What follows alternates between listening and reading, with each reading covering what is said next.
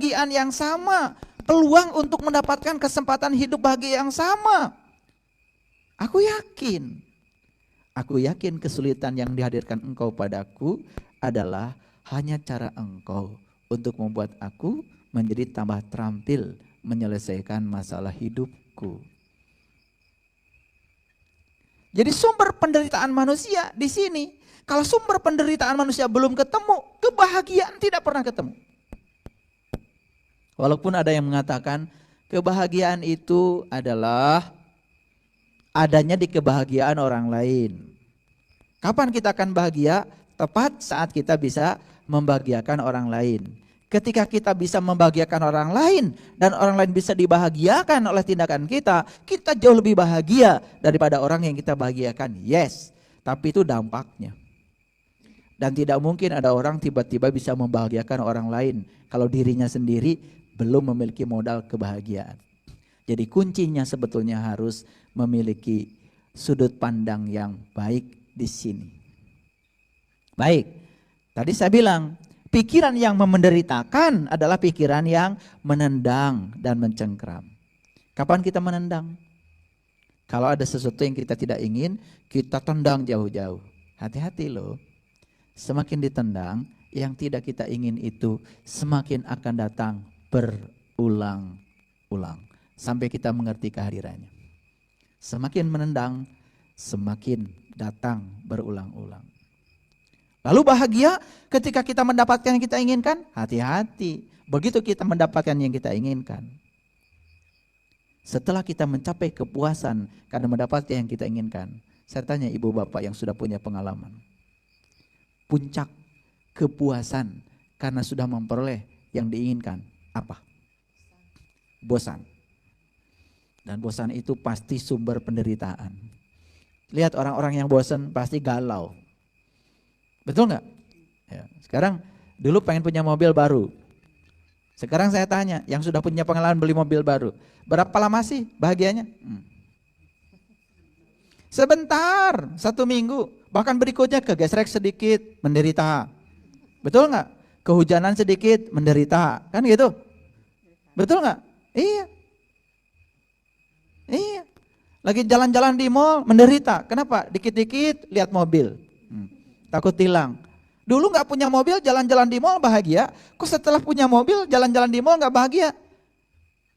Diajak ngobrol sama orang juga pikirannya kemana? Ke mobil aja terus. Kan menderita. Itu baru tingkat yang pertengahan. Apalagi kalau sudah melekat pada yang sudah kita miliki. Semakin takut kehilangan yang kita miliki, semakin menderita. Jadi sebetulnya menendang membuat kita menderita. Mencengkram pun membuat kita menderita. Jangan dikira loh, orang yang mendapatkan yang diinginkan tidak menderita. Jangan dikira loh. Sebetulnya begitu kita mendapat yang kita inginkan, kita akan berjuang habis mempertahankan agar yang kita pegang ini tidak lepas pada orang lain. Menderita? Menderita? Oke. Berikutnya apa?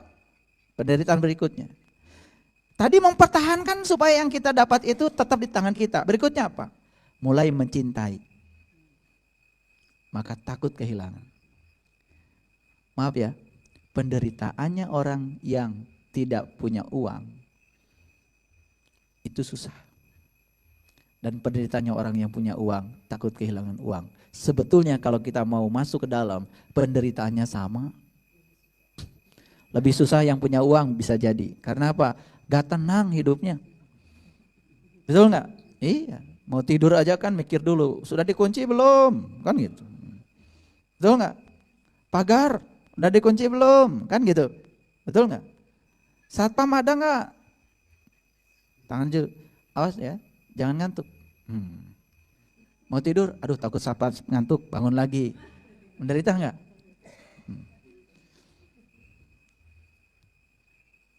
Itu pos sudah ada penjaganya belum? Kan itu. Wah banyak sekali. Kenapa? Jadi selama kita tidak pernah tahu sumber-sumber yang menderitakan kehidupan kita, selama itu kita tidak akan pernah bahagia. Itu yang dialami Ibu Diana tadi. Kok yang didapat malah kekecewaan dan kesedihan. Karena apa? Barangkali pikiran ini terlalu aktif. Kenapa? Hidup itu sebenarnya sederhana kok, kalau berbasis pada kebutuhan. Hidup itu menjadi ruwet kalau kita berbasis pada keinginan. Memangnya nggak boleh Pak punya keinginan? Boleh, asal keinginan masih di bawah kebutuhan. Keinginan yang seperti itu hanya sebagai motivasi untuk memenuhi kebutuhan dan tidak akan pernah ruwet. Ayo, kebutuhan ibu, bapak, bajunya berapa seminggu? Bajunya berapa seminggu? Bisa jadi kan sebetulnya baju ya yang penting pada saat ini sedang dijemur nunggu kering, kita punya baju kan gitu. Seminggu paling baju 2 atau 3. Betul nggak? Kebutuhan. Kalau keinginan kan enggak. Kemarin ketemu dengan teman bajunya ini. Mau ketemu teman yang sama, takut dibilang sama teman kok bajunya itu juga, padahal nggak ada orang yang komentar, rasa kita aja. Kita jadi sibuk akhirnya, ya. Sibuk, ya. Kemarin pakai sepatunya yang ini. Bahkan tingkat yang lebih tinggi lagi, takutnya apa? Kemarin ketemu teman pakai mobil yang ini, masa besok pakai mobil ini lagi? Oh, itu kebutuhannya sudah tinggi banget. Susah nggak kayak gitu? Susah. Padahal sebetulnya nggak ada orang lain yang komentar kok. Ya, nggak ada yang lain komentar. Saya kalau ngajar pakai celana jeans, pakai kemeja. Dan karena sayang pada orang yang kerja di rumah, biasanya kalau belum 2 hari atau 3 hari nggak saya ganti. Nggak ada mahasiswa, itu dosen bajunya itu aja, enggak. Yang dilihat mereka itu adalah kualitas pengajar kita kok, bukan baju kita. Sebaliknya ketika bajunya ganti-ganti malah mahasiswa komentarnya apa di evaluasi PBM, itu dosen lebay katanya. Betul nggak? Karena beda kebutuhannya. Baik, jadi sekarang semakin jelas ya. Semakin jelas. Saya kasih tahu Ibu Diana, jalan hidup kita itu ada 4. 1, suka. 2, duka. 3, lara. Dan yang keempat, kematian. Suka itu segala sesuatu yang kita ingin dalam hidup, itu 25%. Duka, lara, dan kematian yang tidak kita inginkan, dan itu 75%. Jadi saya ingin kasih tahu dalam hidup kita lebih banyak yang akan terjadi yang tidak kita inginkan. Bayangkan kalau nggak punya ilmunya. Makanya pikiran ini bekali dengan pengetahuan. Pengetahuan apa yang harus dijajali pikiran? Pertama, kenapa saya lahir di Indonesia? Kenapa saya lahir di Bekasi?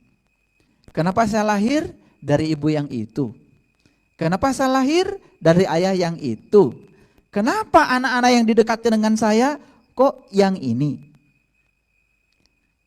Tidak ada yang kebetulan. Begitu kita bisa menemukan hakikat dari kelahiran kita, maka kita akan menemukan hakikat dari kehidupan kita. Begitu kita sadar bahwa sebenarnya tujuan kehidupan kita bukan untuk kita, tapi Allah sedang menggunakan kita, ikut saja maunya Allah, mengalir bersama keinginannya Dia tanpa ada penolakan. Kita lama-lama bisa melampaui dualitas tadi, tidak menendang, tidak mencengkram. Yang ada di sini adalah keikhlasan untuk menerima segala dualitas apa adanya. Apapun yang terjadi, anggap itu kebenaran. Apapun yang terjadi, walaupun diingini atau tidak diingini, anggap itu kebenaran. Karena itu terjadi karena izin Allah. Tangkap pesan di baliknya. Tangkap pesan di baliknya. Begitu kita bisa menangkap pesan di baliknya, saya jamin pesan itu akan mengayakan pikiran kita. Sudut pandang terhadap sesuatu menjadi positif. Positifnya sudut pandang, itulah sumbernya kebahagiaan. Kan didatangi orang yang buruk pun tidak menjadi benci. Karena apa? Aku yakin datangnya orang yang buruk pada kita hanya Allah sedang mengayakan kasih sayang kita. Supaya kita belajar menyayangi orang-orang yang tidak baik sikapnya pada kita. Kan bisa jadi kebahagiaan. Ujungnya apa? Tidak ada berkah, tidak ada musibah. Semua yang terjadi, terjadilah. Kun fayakun.